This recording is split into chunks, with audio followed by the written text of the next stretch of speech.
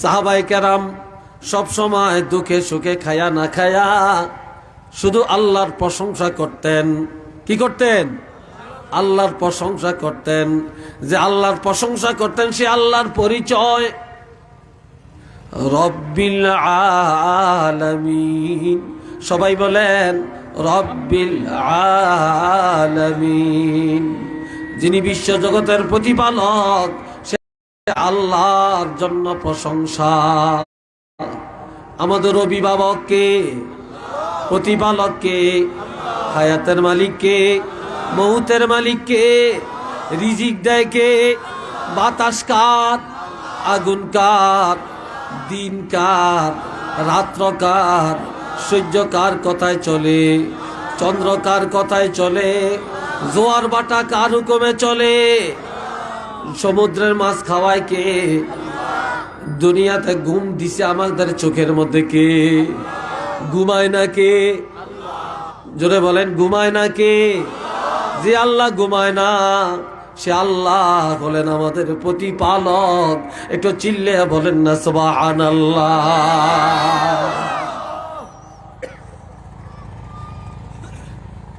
আমনে গো এলাইগঞ্জের থেকে রাখালগঞ্জ বাজারের থেকে কক্সবাজার যাইব সমুদ্র সৈকত চাইতে, একদল যুবক বাউ হইছে, গাড়ি ভাড়া করছে। রাত্র 10টায় গাড়ি সারিয়া সিলেট গেছে। তো সিলেট যে তেল লইছে, গ্যাস লইছে, লইয়া গাড়ি হাইওয়ে রোডে চালাইছে, বাইপাস রোডে। শেরপুর গেছে, শেরপুর যে বাইপাস রোডে গাড়ি রওনা করছে।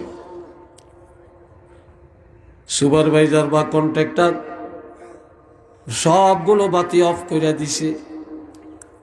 প্যাসেঞ্জাররা সিটগুলি সব লম্বা করে সিটের মধ্যে মাথা ফালাইয়া ঘুম যাওয়া শুরু করছে।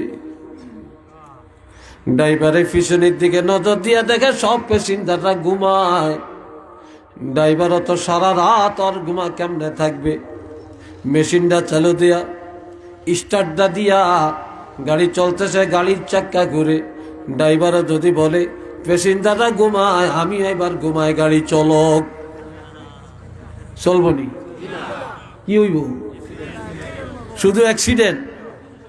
কত অ্যাক্সিডেন্ট হয়ে যায় আল্লাহই জানে, শুধু অ্যাক্সিডেন্ট না কোনো। ঠিক কিনা? ড্রাইভারও শেষ, গাড়িও শেষ, যাত্রীও শেষ। এই জন্য আমার আল্লাহ বলেন আল্লাহু লা ইলাহা ইল্লা হুয়াল হাইয়ুল কাইয়্যুম লা তা'খুযুহু সিনাতুন ওয়ালা নাওম। আল্লাহ তার পরিচয় দেন আল্লাহ। তিনি হলেন আল্লাহ, তিনি হলেন রব, তিনি হলেন অভিভাবক, তিনি হলেন মালিক। যে আল্লাহ ছাড়া কোনো ইলা নাই। তিনি চিরঞ্জীবী, তিনি চিরস্থায়ী। আল্লাহর মরণ নাই, লয় নাই, ক্ষয় নাই। হুয়াল আউয়াল ওয়াল আখির ওয়াজ যাহির ওয়াল বাতিন। তিনি আছেন, ছিলেন এবং থাকবেন। তিনি প্রকাশ্যে আছেন এবং গোপনেও আছেন। লা তা'খুযুহু সিনাতুন ওয়ালা নাওম। আল্লাহর কোনো ঘুম নাই, জুরানিও নাই। কেননা সারা জগৎ ঘুমায়। জগতের পরিচালক যিনি রব, যিনি অভিভাবক, যিনি প্রতিপালক, যিনি পরিচালক, তিনি যদি ঘুমায় জগৎ চলবে না। যে আল্লাহ ঘুমায় না, সারা জগৎ ঘুমায়, সে আল্লাহর জন্য হলো প্রশংসা। এটা চিল্লিয়া বলেন না সুবহানাল্লাহ।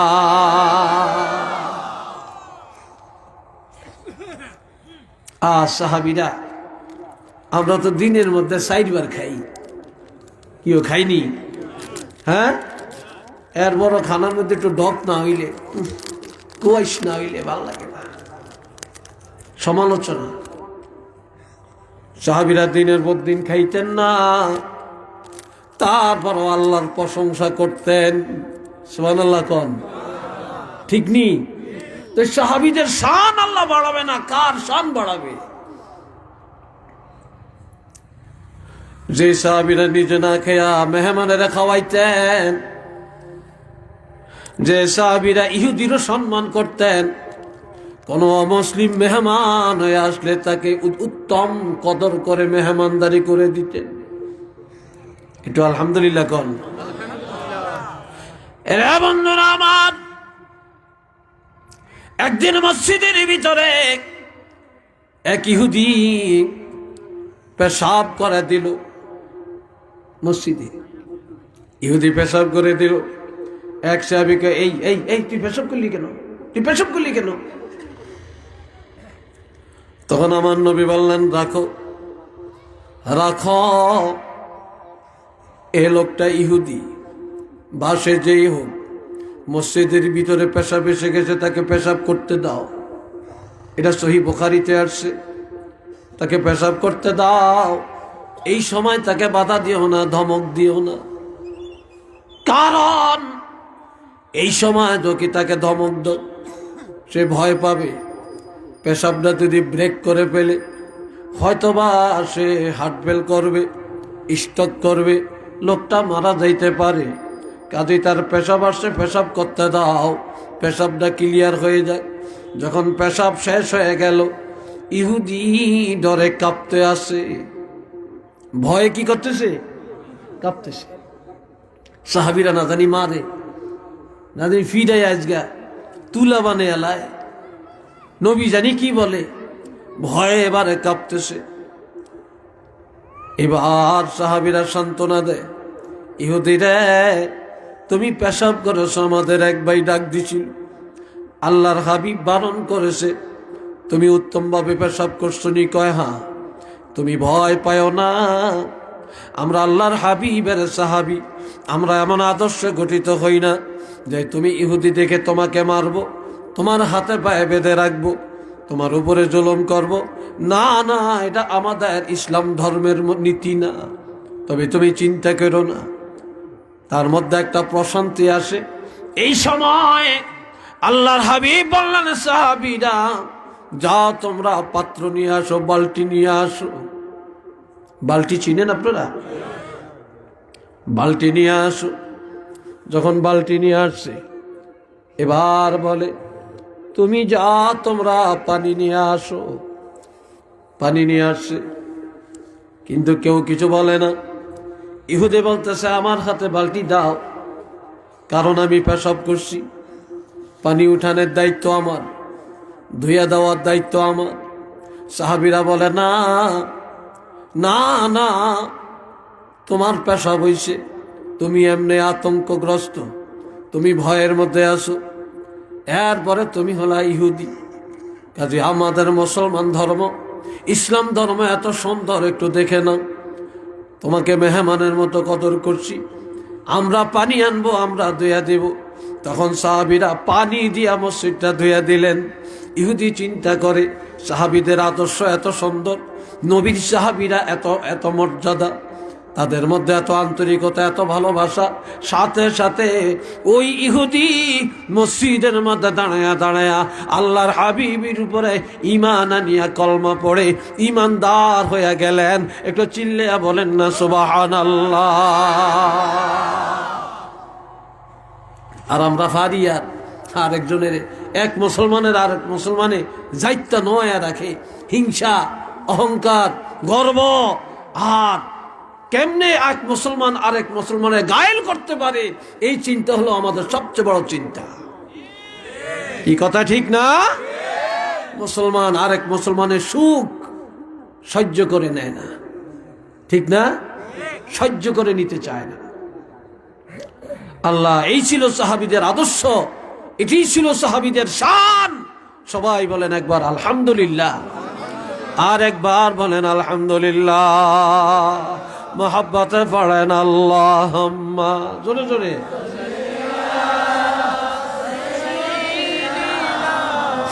মাওলানা মুহাম্মদ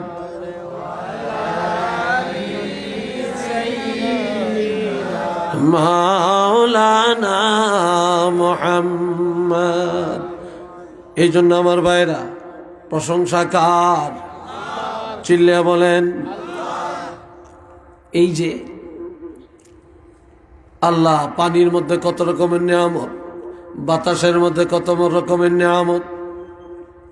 শীতকালে শীত না পড়লে স্বাস্থ্য ভালো থাকে না, বিশ্বাস হয় এটা?